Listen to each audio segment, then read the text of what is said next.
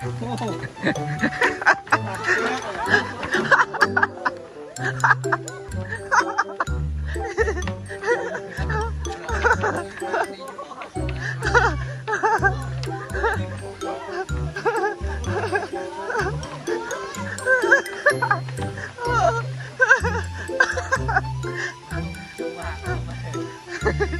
หน่อยคิดดื้อมาเลยโอ้ยตายแล้วเนาะขมวนกันไปอีกบ้านหนึ่งครับเพื่อน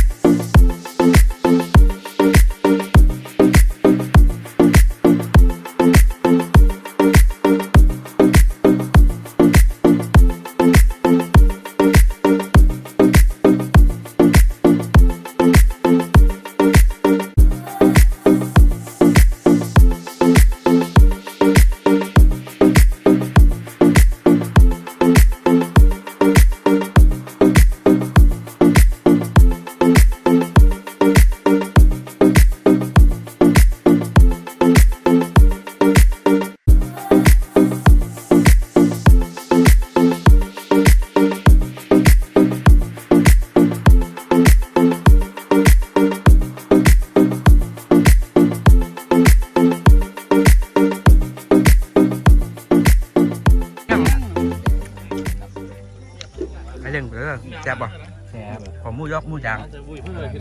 กระเป๊ะแซ่บป่ะเอ้ยเป๊ะอร่อยคืออะไรอันน่ะ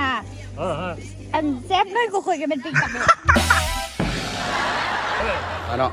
มันยึดติดกันเนาะขณะนี้ก็พากันกินปิงซีนเนาะไตแซงเทียนก็ว่าเนาะเนี่ยมีกล้องมีพุ่งแบบช่วงนี้มันช่วงกินก่อนบำรุงก่อนเนาะโอ้ยมื้อนึงเรารอบดึกแล้วก็ชื่อว่าเป็นข้าวจี้แล้วก็นั่งยำนั่งไปจีอมเขาจะต้องมองมาได้จีอมไหนสปานิดเนาะแต่พ่นเนาะก็จะชื่อว่าดอนโกนเนาะฝั่งเอาเสียงโกนที่ว่าอันดับหนึ่งแล้วเจ็ดล่วงบางถือว่าสุดยอดแล้วยาฮูโอ้ยตายแล้วนี่เป็นสภาพการตอนเช้าเนาะเพราะว่าวันนี้ทายออกมามันจะมืดนิดนึงนี่สารภาพมาเลยนี่เมื่อคืนนี้ว่าเละเทะตุ่มเปะเลยเนาะมวนบุมวนนี่ก็เบิ่งเอาเด้อเบิ่งภาพบรรยากาศเอาเด้อถูกหม้อต้มมีก็เอะอยู่นี่นี่นะบรรยากาศยืนำตุกตัดหอยขวาอยู่โซนรีสอร์ทเนาะนอนเต็นท์นี่ภาพบรรยากาศเนาะถือว่าภาพบรรยากาศนี้ก็ประมาณนี้ก็แล้วกันนอนเต็นท์เนาะอากาศมาดีนี่เนาะบ่ฮ้อนบ่หนาวถือว่านอนได้สบายเบื้องล่างเมื่อคืนนี้เนาะก็แล้วกันเนาะผู้ใดที่ว่ามีโอกาสก็มาพักผ่อนขายอยู่นี่ได้เนาะมาพักมาผ่อนมาย้อนอารมณ์เพราะว่าเนาะหรือว่าอากาศก็เป็นใจว่าอยู่ในธรรมชาติเลยเนาะออมแอมไปนี่มีแต่ธรรมชาติปูป่าป่าดง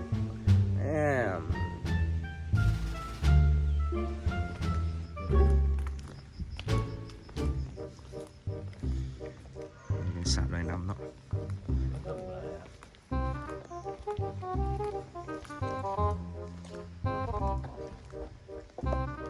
โอ้จ่อหมวนี่มันเสร็จอันนี้ก็ถือว่าเรากำลังกินข้าวเสาเนาะข้าวเสาเป็นว่าเป็นของง่ายเนาะขี้มูลล้วนเนาะ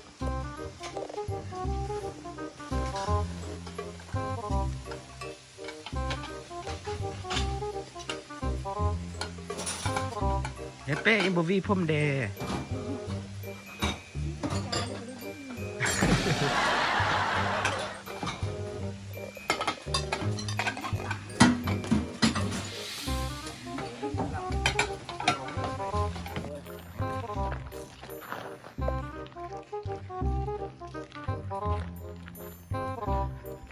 นะหลังจากกินข้าวซอก็มาผ่อนคลายอารมณ์ผสมน้ำตุกตัดแล้วแล้วก็มาเบิ่งส่วนดอกมอกดอกไม้นิดนึงเนาะ เขาเรียกติดถึงโอ้เยอะไม่มา ตื่นเนาะหรือว่าเป็นงู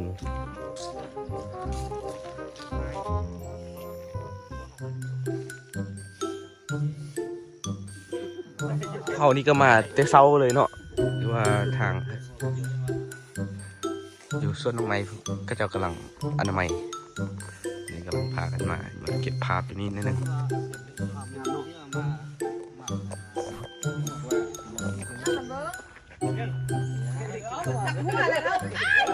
อยู่ส่งไปไกลเลย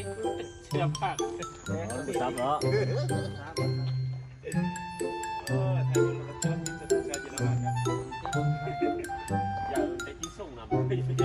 คู่นังเนาะ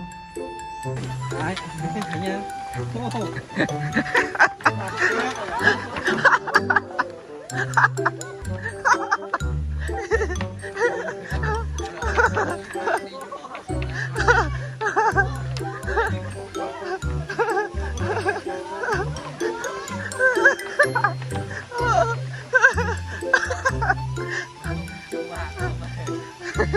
กันหน่อยนี่คิดดื้อมาเลยโอ้ยตายแล้วเอาเนาะขมวนกันไปอีกบ้านหนึ่งครับเพื่อน